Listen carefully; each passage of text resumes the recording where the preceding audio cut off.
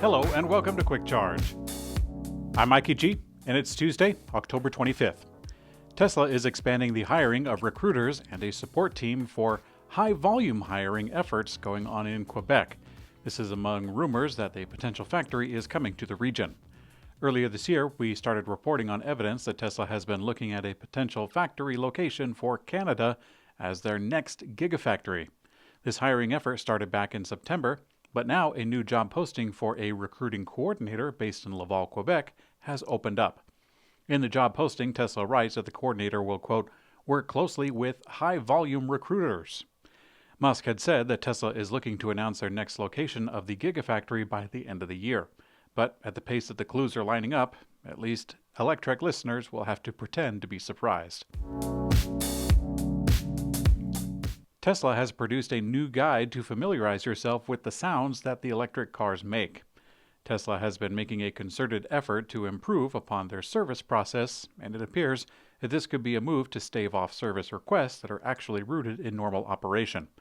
Electrek found the guide released on Tesla's support website just last week, and it includes various examples and what they stem from. Here is the pedestrian warning sound. And this one is the sound of the high-voltage battery pack contactors engaging. Tesla also included the sound of a very normal car noise, such as the creaking or cranking of tires and brakes. If you're really curious or you really enjoy sound design, you can go to our website where we have a handful of other official Tesla noises. Tesla is rumored to be looking to invest in Nuevo Leon, a Mexican state that is bordering Texas. Well, it is bordering Texas. It'll continue to do so. Reuters has reported that Musk recently met with Nuevo Leon Governor Samuel Garcia, along with other local officials, and Ken Salazar, the U.S. ambassador to Mexico. According to the sources talking to the publication, Tesla is interested in Santa Catarina, a municipality just outside of Monterrey, where many automobile companies, especially Tier 1 and 2 suppliers, are located. Previously, Tesla had announced that they will build a factory in North America, and still we're pretty sure that Canada will be the next location. Tesla has shown intentions to invest in other factories, such as anode or cathode material production for batteries, to boost their supply chain. Perhaps the Mexican location will be a parts supplier for Gigafactory Texas. Contract manufacturing superpower Magna International has announced it is investing over $500 million to erect 2 new manufacturing facilities and expand a third one in the state of Michigan. The giant company will add to its existing footprint of 32 facilities and over 10,000 employees just in Michigan alone. In addition to the expansion of battery enclosure manufacturing in St. Clair, Michigan, Magna will erect new facilities to build powertrains in Shelby Township and seating components in Detroit.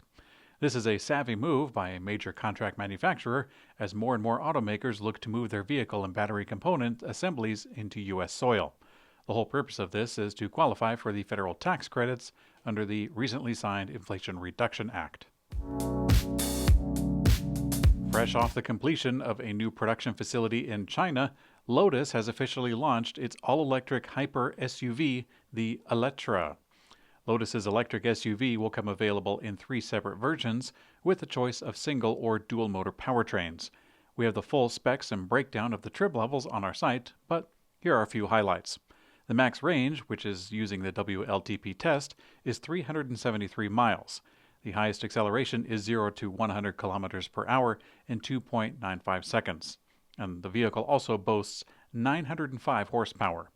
Lotus also shared the vehicle's operating system will be using a system that they call HyperOS, which was made with the Unreal Engine. All versions of the Eletre come standard with 5 seats. However, a 4-seat version is available with an executive seat package. Lotus points out that the pricing varies by country, but to give you an idea, the starting MSRP in Germany is $95,990, which equates in the US to $95,350. Bosch, the world's largest auto parts supplier, has announced that they will be extending their electric vehicle offerings with new electric motor expansions at their Charleston, South Carolina facility. The company plans to invest over $260 million to further expand the site, by about 75,000 square feet, by the way, which will create 350 net new jobs by the year 2025. The facility and the expansion will cover a lot of ground, as Bosch says that their electric motors can range anywhere from 50 to 500 kilowatts, with torque ranging from 150 to 1,000 newton meters. Bosch is taking significant steps to support the auto industry's transition to electric, and global orders for electric parts have exceeded $10 billion for the first time last year. Hyundai has delivered another strong performance in the third quarter as several popular EV models led to 27% EV sales growth. However, analysts believe that the new tax credit provisions from the Inflation Reduction Act will cause a drop in demand, which they say seems inevitable.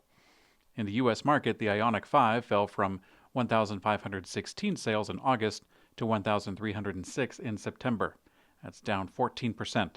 Despite plans to start production of their first EV plant in the U.S., Hyundai is one of the automakers that will lose eligibility for the full tax credit until that's completed. Okay, it is opinion time.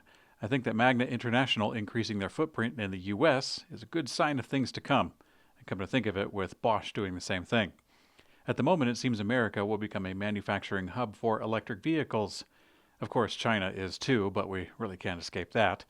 But what is really encouraging to know is that American manufacturing is making a comeback, at least in this sector, and I hope it all turns out well. I am not all that well versed in international trade or economics, but from what I understand, this is a long time coming for the USA, in which our manufacturing has been disappearing for many decades. Earlier, I had complained that the new tax credits were forcing foreign companies into additional costs that they might not be able to bear. And I still think this is true. But perhaps I have cheered up and choose to look at the bright side.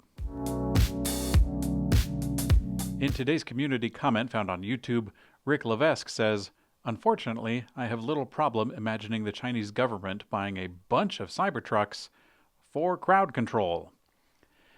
Yeah, you know what, Rick? That scenario, nobody really wants to see that, but actually, it leads to a fun fact.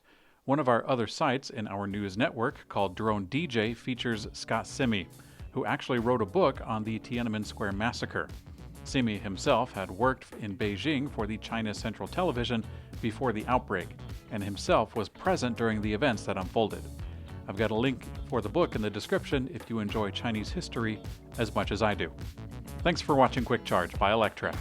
I'm Mikey G, and I hope you have a great day.